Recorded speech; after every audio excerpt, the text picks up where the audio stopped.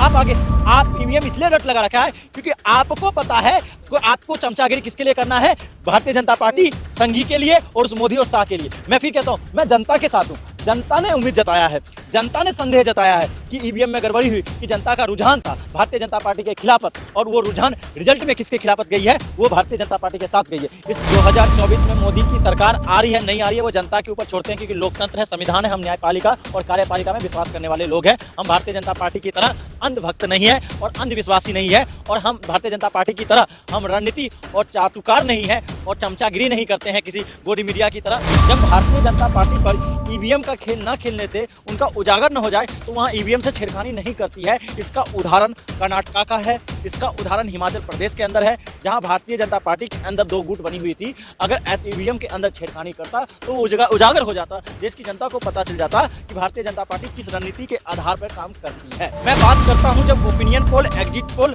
और वहाँ जो मध्य प्रदेश, छत्तीसगढ़ और राजस्थान की जनता का जो रुझान था, जो फील्ड पे रुझान था, वो रुझान कहीं ना कहीं भारतीय जनता पार्टी के खिलाफत थी। ये ईवीएम को इधर से उधर नहीं ले जा सकते, एक प्रोटोकॉल के साथ होता है।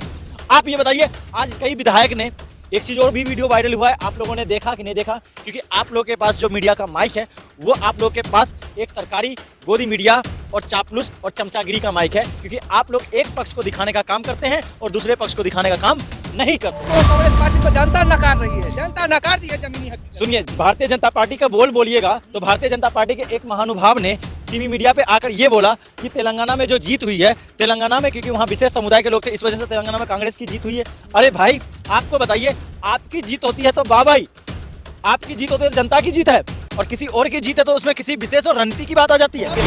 पप्पू राहुल जी है, पप्पू है, मान तो लीजिए। सुनिए, आप लोग संज्ञान देंगे कि राहुल गांधी जी पप्पू है या नहीं है। आप ये बताइए, जिसको विश्व का विश्वविद्यालय उसको अपने विजन और मिशन के लिए बुलाता हो, छात्रों के बीच में आप उसको पप्पू कहते हो, तो आपको भी शर्मिंदा महसूस होना चाहिए।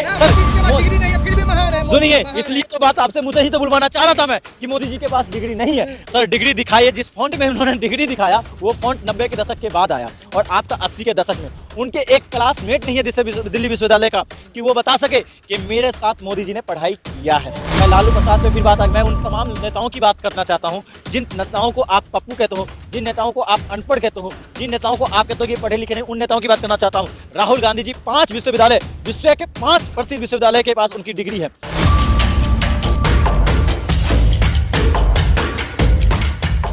मैं हूं जय, और हमारे साथ सोशल एक्टिविस्ट से जानते क्या ईवीएम में कोई खास वजह हुई जिसकी वजह से हार हुई है, या कुछ और कारण था, या फिर जनता के बीच में इन्होंने जा नहीं पाए, जनता को कन्विंस नहीं कर पाए। तो इसे तमाम मुद्दों पे चर्चा करेंगे, और साथ में जानेंगे क्या 2024 में यह सबसे बड़ा मुद्दा होने वाला है। जनता जो है सो इस चुनाव को देखते हुए क्या पलड़ा बीजेपी की भारी होने वाली है। जिस तरह से नारे चलते हैं अब की बार 400 पार, तो क्या 400 पार का जमीनी हकीकत सामने देखने को मिलेगा 24 में। इनसे जानते क्या कहेंगे, जिस तरह से ईवीएम एक बहाना हो जाता है हारने के बाद। देखिए पत्रकार महोदय, ईवीएम बहाना नहीं है, वास्तविकता है।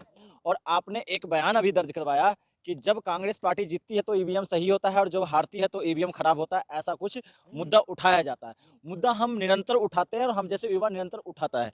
रीजन ये है कि जो भारतीय जनता पार्टी की जो रणनीति होता है ईवीएम को लेकर, वो वहाँ की लोगों की भावना को साथ खेल और खिलवाड़ करते हैं।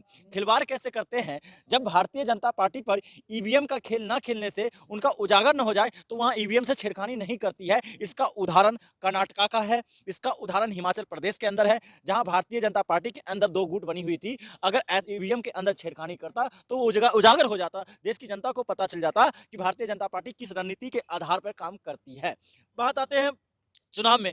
भाई, लोकतंत्र है, लोकतंत्र में हार और जीत बनी रहती है, और लोकतंत्र में जनता को सम्मान दिया जाता है। बार एक बहाना बना हुआ है आप लोग में ना, ये छवि बना हुआ ईवीएम बहाना है। सुनिए पत्रकार महोदय, बहाना उसको कह सकते हैं जब रणनीति के हिसाब से बहाना चलता हो। मैं बात करता हूं जब ओपिनियन पोल, एग्जिट पोल और वहां जो मध्य प्रदेश, छत्तीसगढ़ और राजस्थान की जनता का जो रुझान था, जो फील्ड पे रुझान था, वो रुझान कहीं ना कहीं भारतीय जनता पार्टी के खिलाफत थी। लेकिन आखिर ऐसा क्या हुआ, अचानक से 2 दिन के अंदर आपके जो चुनाव आयोग है और मुख्य चुनाव आयोग है, और आप बताइए एक नीति के हिसाब से और एक संस्था के हिसाब से बात की जाए तो आप ये बताइए ईवीएम को इधर से उधर नहीं ले जा सकते, एक प्रोटोकॉल के साथ होता है। आप ये बताइए, आज कई विधायक ने एक चीज और भी वीडियो वायरल हुआ है, आप लोगों ने देखा कि नहीं देखा? क्योंकि आप लोगों के पास जो मीडिया का माइक है वो आप लोगों के पास एक सरकारी गोदी मीडिया और चापलूस और चमचागिरी का माइक है, क्योंकि आप लोग एक पक्ष को दिखाने का काम करते हैं और दूसरे पक्ष को दिखाने का काम नहीं करते। तो हम लोगों को आकर बाहर दिखाना पड़ता है और बोलना पड़ता है। बात कर रहा हूं, सुनिए, बौखलाहट है, सुनिए, हार की बौखलाहट नहीं है, पूरी बात सुनिए। पहले पूरी बात ये कह रहा हूं, आप ये बताइए, आपके मोबाइल का बैकअप होगा, हर किसी इलेक्ट्रॉनिक्स आइटम का कुछ ना कुछ बैटरी बैकअप होता है। मैं पूछना चाहता हूं, आज चुनाव के कई दिनों के बाद काउंटिंग हो रही है और ऐसा क्या कारण है कि बैटरी बैकअप 100% चार्जिंग के साथ है?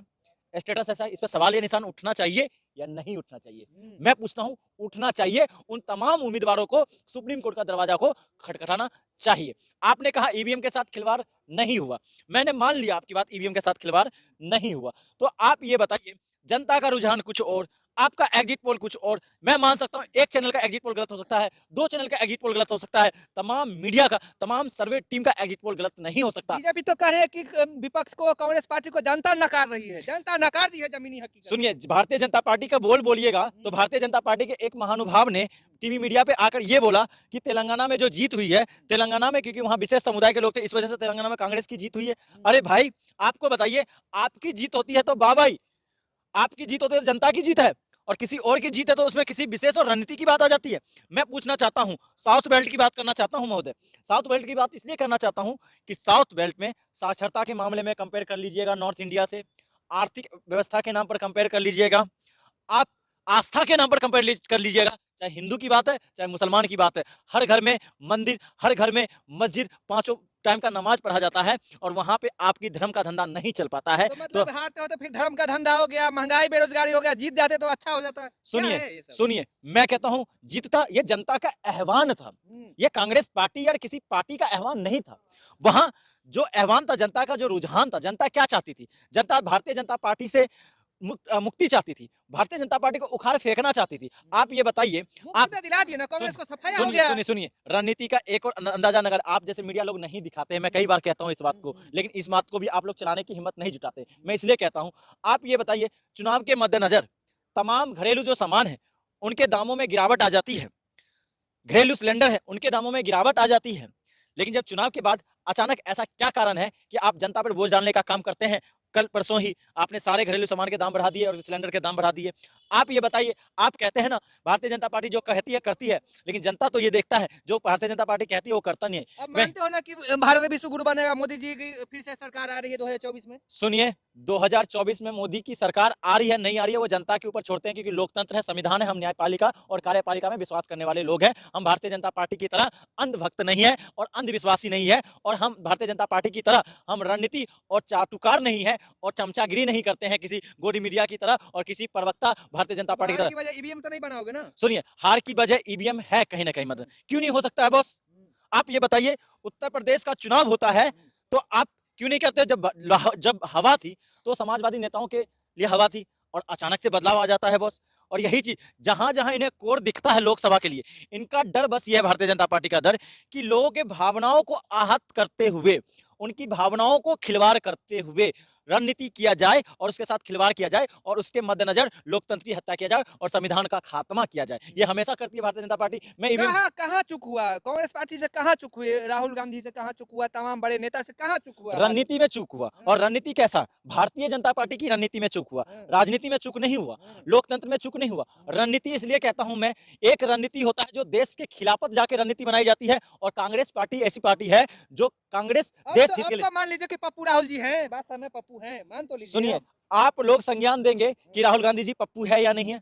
आप ये बताइए, जिसको विश्व का विश्वविद्यालय उसको अपने विजन और मिशन के लिए बुलाता हो छात्रों के बीच में, आप उसको पप्पू कहते हो, तो आपको भी शर्मिंदा महसूस होना चाहिए, क्योंकि देश का गौरव उसी राहुल गांधी के नाम कह रहा है ना। मोदी जी के पास डिग्री नहीं है फिर भी महान है। सुनिए, इसलिए तो बात आपसे मुझे ही तो बुलवाना चाह रहा था मैं कि मोदी जी के पास डिग्री नहीं है। आज देश के अंदर हुआ क्या है, जिसके पास डिग्री नहीं है वो शिक्षित, जिसके सुनिए, आप कह रहे हो कि डिग्री नहीं है मोदी जी के, हम नहीं कह रहे हैं सर, वो साक्षात बता रहे हैं। आप ये बताइए, डिग्री दिखा दिया देश को। सर डिग्री दिखाइए, जिस फॉन्ट में उन्होंने डिग्री दिखाया वो फॉन्ट 90 के दशक के बाद आया, और आपका 80 के दशक में उनके एक क्लासमेट नहीं है दिल्ली विश्वविद्यालय का कि वो बता सके कि मेरे साथ मोदी जी ने पढ़ाई किया है। आप डिग्री की बात कर रहे हैं, इन भारतीय जनता पार्टी के तमाम नेताओं ने, तमाम आकाओं ने लालू प्रसाद यादव जो पटना यूनिवर्सिटी का जो मेडलिस्ट था, गोल्ड मेडलिस्ट को उन्होंने क्या संज्ञा कहा था उत्तर प्रदेश पूरे भारत के अंदर। लालू जी फिर जाएंगे जेल, सुनिए तैयार हो जाओ जेल जाने लालू के लिए सब। प्रसाद, सुनिए मैं लालू प्रसाद पे फिर बात आई, मैं उन तमाम नेताओं की बात करना चाहता हूं जिन नेताओं को आप पप्पू कहते हो, जिन नेताओं को आप अनपढ़ कहते हो, जिन नेताओं को आप कहते हो कि पढ़े लिखे नहीं, उन नेताओं की बात करना चाहता हूं। राहुल गांधी जी 5 विश्वविद्यालय, विश्व के 5 प्रसिद्ध विश्वविद्यालय के पास उनकी डिग्री है। लालू प्रसाद यादव की बात, डिग्री लेके क्या कर लिए, सुनिए, क्या कर लिए? डिग्री लेके डिग्री उन्होंने, लेके क्या कर लिए? सुनिए, डिग्री लेके उन्होंने भारत को जोड़ने का कार्य किया। भारत जोड़ो ये यात्रा दो के लाइन तो माध्यम- सही से बोल नहीं पाते, सुनिए, जनता को संबोधित नहीं सुनिए, कर पाते। आप जैसे मीडिया के माध्यम से वो बोल रहे नहीं बोल रहे, आप डिसाइड नहीं करोगे, देश की जनता ने डिसाइड कर लिया। जिस तरह से राहुल गांधी जी ने पग पग जाकर देश को जोड़ने का काम किया, देश के लोगों का दिल जोड़ने का काम किया, तो मान लो। पैगाम बनाने। सुनिए मैंने क्या कहा पहले ही आपके माध्यम से, आप फिर नहीं सुने होंगे, मैंने जब स्टार्टिंग किया उसी टाइम कहा मैं लोकतंत्र की इज्जत करता हूं, सम्मान करता हूं, और ये जो देश हित में है वो सारे लोग सम्मान करते हैं। मैं कह रहा हूं देश की जनता की जीत हुई है, और हो सकता है हार जो है, हार में रणनीति का प्रॉब्लम है, और रणनीति का खामियाजा किसको भुगतना पड़ा, वो कांग्रेस को भुगतना पड़ा है, और रणनीति में ये देश के खिलाफत की रणनीति है। मोदी जी सही कह रहे हैं ना कि मूर्खों का सरदार है राहुल गांधी, सही बोल रहे हैं तब तो। सुनिए जो खुद, सुनिए आप जिस मोदी जी का संज्ञान ले रहे हैं मूर्खों का सरदार, मैं ये कहना चाहता हूं कि आप ये बताइए जिसके पास विजन हो, जिसके पास मिशन हो, जो भारत को एक करने का काम करता हो, जो कार्यपालिका चलाने की बात करता हो, जो न्यायपालिका की बात करता हो, जो संविधान की बात करता है, संविधान के साथ देश चलेगा, और जो संविधान बदलने की बात करेगा वो मूर्खों का शेर है या मूर्खों का शहंशाह है। जो ये बात करता है एक धर्म और एक पंथ की बात करता है, जो वसुधैव कुटुंबकम वाली देश को तोड़ने की बात करता है, वो मूर्खों का शहंशाह है, या जो देश को जोड़ने का काम करता है वो है। मैं फिर कहना चाहता हूं ये मेरा बयानात नहीं है कि ईवीएम में गड़बड़ी हुई है, ये उन प्रदेशों में जिन प्रदेशों में चुनाव हुआ, मुद्दा तो है ना। सुनिए विपक्ष का मुद्दा बनेगा, विपक्ष का काम क्या है, राजनीति किस रणनीति पे चलता है, सुनिए ईवीएम पे, सुनिए लोग ईवीएम पे, फिर आप आगे, आप ईवीएम इसलिए रट लगा रखा है क्योंकि आपको पता है कि आपको चमचागिरी किसके लिए करना है, भारतीय जनता पार्टी संघी के लिए और उस मोदी और शाह के लिए। मैं फिर कहता हूं मैं जनता के साथ हूं, जनता ने उम्मीद जताया है, जनता ने संदेह जताया है कि ईवीएम में गड़बड़ी हुई, कि जनता का रुझान था भारतीय जनता पार्टी के खिलाफत, और वो रुझान रिजल्ट में किसके खिलाफत गई है, वो भारतीय जनता पार्टी के साथ गई है। इसलिए मैं कह रहा हूं मेरी राय नहीं है, उन तमाम छत्तीसगढ़ की जनता की राय है, मध्य प्रदेश की जनता की राय है, राजस्थान की जनता की राय है कि ईवीएम से क्या संदेश देना चाहिए? जनता से यही संदेश देना चाहता हूं कि मैं, अगर लोकतंत्र की इज्जत और सम्मान रखना है, लोकतंत्र को जीवित करना है, संविधान को जीवित करना है, तो आपको संविधान में विश्वास करना है, और संविधान के साथ न्याय के साथ चलना पड़ेगा, और लोगों में लोकतंत्र में हम देश की जनता को राजा बनाना है, ना कि नौकरशाह को राजा बनाना है। तो देखा दोस्तों, इनकी राय थी कि मतलब देश में तमाम ईवीएम बड़ा मुद्दा था, इनकी हार की बौखलाहट दिख रही थी चेहरे पे। तमाम जो है से यहाँ पर कांग्रेस के नेता हो या कार्यकर्ता सभी उदास हैं, परेशान हैं। इस तरह का तमाम वीडियो देखने के लिए चैनल को सब्सक्राइब करें, साथ में कमेंट करके अपनी राय जरूर दें। धन्यवाद।